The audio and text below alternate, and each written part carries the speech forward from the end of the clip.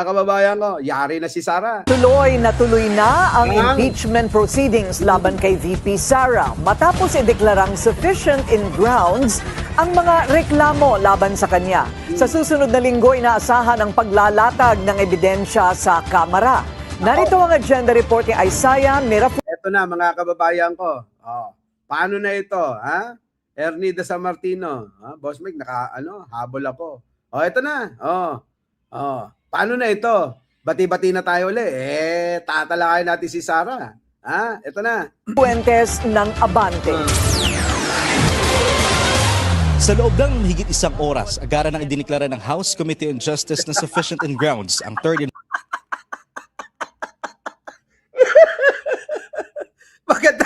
Bakit na may kontrabida? Oo. Pero, ito matindi. Sasabihin ko na Benji Bernardo Baka ma-absuelto pa isa sila. Baka hindi malayo. Putang ina. Wala na, mga kababayan ko. Pinagloloko na tayo mga Pilipino pagka ganun, nabi ka na, ha? Pinagloloko na tayo. Ano ay dyan? Absuelto si Marcoleta. Si Bato, kahit hindi pumapasok, mga kababayan ko, hindi maparusahan. Kita nyo, ha? Si Atong ang nawawala pa rin. Sino? Si Roque, daldal pa rin ng daldal, paninira pa rin. Kita nyo, si Saldico, hindi pa rin nahuhuli. Ano ba yan? Si Escudero, tumahimik lang. Si Villanueva, mukhang maingay, ayun, andon. Sinampahan ng kaso sa ombudsman. Kita nyo, mga kababayan ko. Si Jinggoy, kung ano-ano na lang yung ginagawa, di ba? Ay, nako. So, eto na.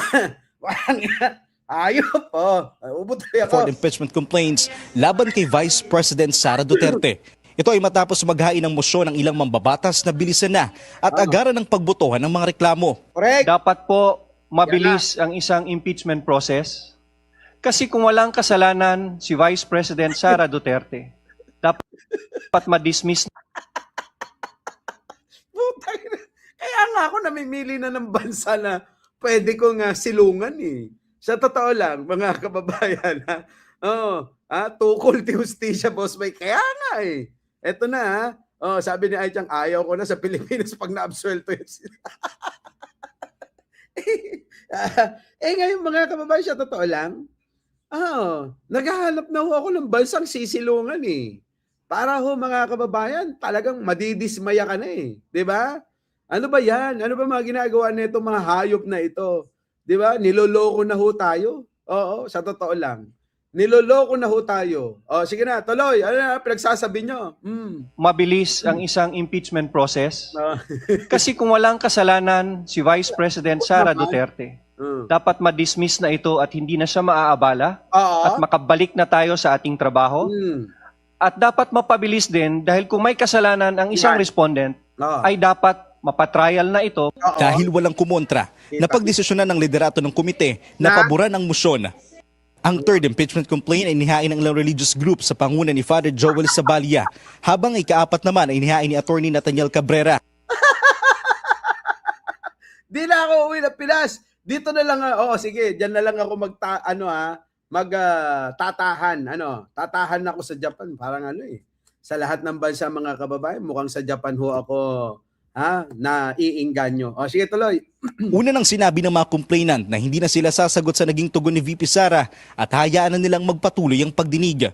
Iginiit ng Justice Committee na ang dahilan kaya naging mabilis ang pagdinig ay dahil hindi naman sinagot ni VP Sara ang mga ligasyon base sa kanyang isinumiteng Consolidated Verified Answer ad Kitelam. Kita nyo mga kababayan ko, ito maliwanag na ho. Mga kababayan, kapal ng mukha na itong hayop na to. Tapos mga kababayan, ma-absuelto din lang. Nako, mga kababayan. Sige, ito. Kasi pag sumasagot ka, dapat sagot yun dun sa complaint But indeed, it did not delve on the allegations in the complaint. That is why some members are saying that the answer is not really an answer. Instead, it is a motion to dismiss. Kita nyo mga kababayan, hindi na nga sinagot. Gusto i-dismiss pa. 'di ba? Oh, ligaya. Oo, ano? Mas masaya sa Korea. Sa bagay. Pero parang ano, depende na lang. Oo, kino-consider ko rin naman yung Korea, ano. Oh, pero dito sa Malaysia parang Pilipinas, daming pulubi, ganyan ano. Daming mga namamalimos. Oo, madaming snatcher daw, gano'n. Oo, oo, kaya parang nasa Pilipinas ka lang. Oh, sige tuloy. which under Section 6 of the Rules of Impeachment is prohibited Aha. to be filed during the period for filing an answer.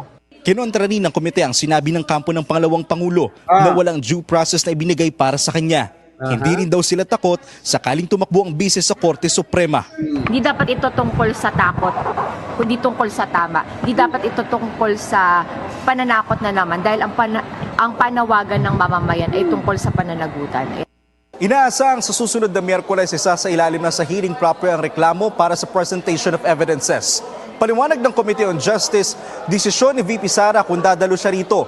Pero hindi papayagan ang kanyang mga abogado na magpresenta ng mga ebidensya kung wala ang bise. Kita nyo mga kababayan, kung wala daw ang bise, hindi daw papayagang magpresenta ng ebidensya. Paano kung hindi dumalo? Alam nyo naman si Sara Duterte, di ba? Oh, dito sa Euroboss Mike ayaw, gusto ko rin dyan ba? Kung meron lang talagang kukup-kup sa amin ni Jen Angeles yan, bakit hindi, di ba? Oh, pero mga kababayan ko, dito tayo. Sa 16 na abogado ni Sara Duterte, ano ba yung kinakatakot mo, Sara? Di ba? 16 na yung abogado mo, dumalo ka ng hayop ka para matapos na ito. Oh, di ba? Para matapos na, putik na yan, oh. Pinahihirapan nyo yung mga Pilipino, mga gago kayo eh. Oh, tuloy. Para sa agenda, Yan na. Oh, ano pa? Oh, nako, ito pa. The House Committee on Justice handa sakaling muling magpasaklolo sa Korte Suprema. Ayan na. Kasi mga kababayan, ito ho pinangangambahan na si Sara Duterte ay magpasaklolo uli sa Korte Suprema. Tulad ho nung unang ginawa, mga kababayan. 'Di ba?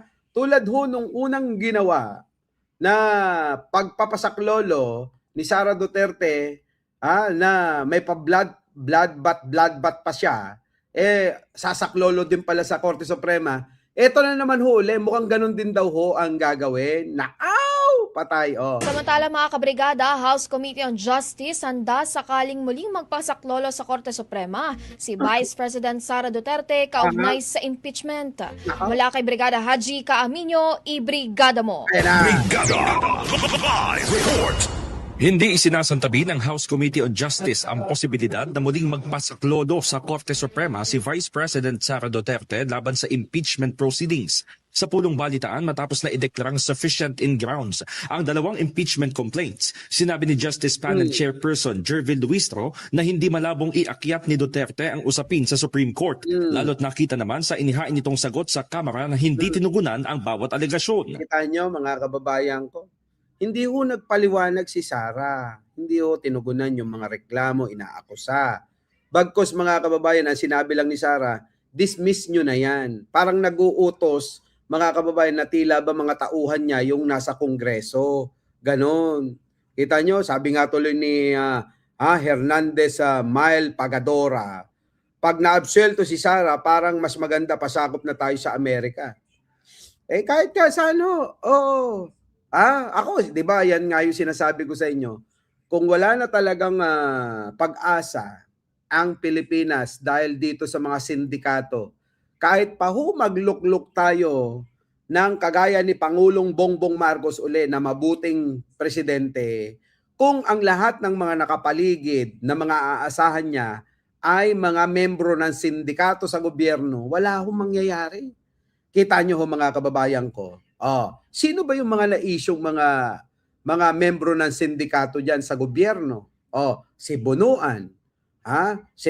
Sa panahon na kahit mabuti pa si Pangulo, si Sara Duterte mismo, parte rin ng sindikato. Bakit? Tingnan nyo ginawa sa DepEd. Kung di ba naman walang yaya makapalang mukha na yan. Sino pa? Yung mga Bersamin. Yung mga marami dyan eh. Mga kababayan ko, ano nang gagawin natin? Pasakop na lang ho tayo. Ako sabi ko sa inyo, mas okay na yun. Pasakop na tayo sa Amerika, sa Japan, o kahit saan pa. Sana nga lang mga kababayan para hindi na ho nasayang yung pagod ng mga bayani natin. Hinayaan na lang natin yung mga mananakop tulad ng Amerika. 'Di ba? Para ho tayo sana maayos Ito mga kababayan ko. Bigyan ko kayo ng halimbawa. Ewan ko kung nasabi ko na sa inyo to. Tingnan niyo ho yung Hong Kong. 'Di ba? British colony. Sinakop ho yang Hong Kong ng British. Kita niyo, malago. Diyan naman sa may Macau, ganun din, 'di ba? Portuguese, colony, 'di ba? Tingnan niyo mga kababayan, malago. Halos lahat ng mga sinakop ng matatagal ng panahon at pinaandar nila, lahat ng mga kababayan malalago yung mga bansa nila tayo sinakop tayo ng Kastila, inagaw ng Amerikano, tapos hinayaan ulit tayo. Tapos dahil nga piling mga bayani yung mga Pilipino, mga kababayan ko, ayan, di lahat na lang ng mananakop nilalabanan nila, 'di ba? Para maging malaya sana tayo. Kaya lang mga kababayan, ang problema natin, kapwa natin mga Pilipino ang nagpapahirap sa kapwa Pilipino. Tingnan nyo, sabi nga ni General Luna mga kababayan, may mas matindi tayong kaaway, ang ating mga sarili. Kita nyo, mga kababayan ko. Noong pa alam na nila ang nagmamalabis na totoo, eto malungkot malungkot ito na katotohanan. Ang nagmamalabis at nagpaparusa sa kapwa Pilipino, ito hong mga politikong mga membro ng magnanakaw ng sindikato. Sino? Yan, yung mga Duterte. Yan, sila Romualdez, Saldico, Garjola. Yung mga yan, sila Bunuan. Iba pa, ang dami pa nilang membro. Mga membro ng sindikato, mga kababayan ko. Diba? Sipin nyo maigi. Kaya mga kababayan, kung po pwede lang na tayo sanayin sa isang sistema, ako ito para sa aking opinion lang naman ito. Kung sanayin tayo sa isang sistema na susundan natin nang mawala na yung mga hayop na mga magnanakaw, nang mabago ang lahat ng mga batas na dapat na baguhin para tayo ay maka-adapt ng panibagong susunding mga panuntunan sa gobyerno. At tingin ko mas okay ho yun Kaysa ho, dinidire-diretso yung mga nangyari. Tulad niyan tingnan nyo, si Marcoleta ligtas. Subukan nyo sa ibang bansa yan. Baka mamaya, mga kababayan, pinagsasabunutan yan. Baka nga binitay na ho yan Tulad ito, tingnan nyo, senador, hindi nagtatrabaho, tapos absuelto pa rin, walang pananagutan. Tingnan nyo, si Saldico tumakas lang. Yung kanyang barkadang kasapakat, si Martin Romualdez, nananahimik lang dito sa Pilipinas. Hayahay pa rin. Si Garjola, tingnan nyo, yung mga yap, nagsipagtakbuhan na. Kung sa ibang bansa ho yan, mga kababayan, baka pinaring squad na ho yan. Mga hayop na yan.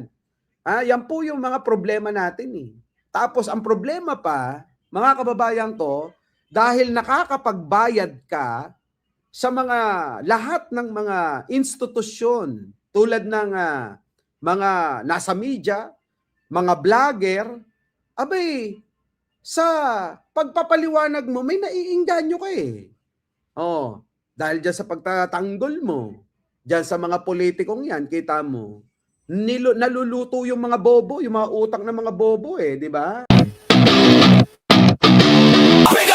Wala kang kawala.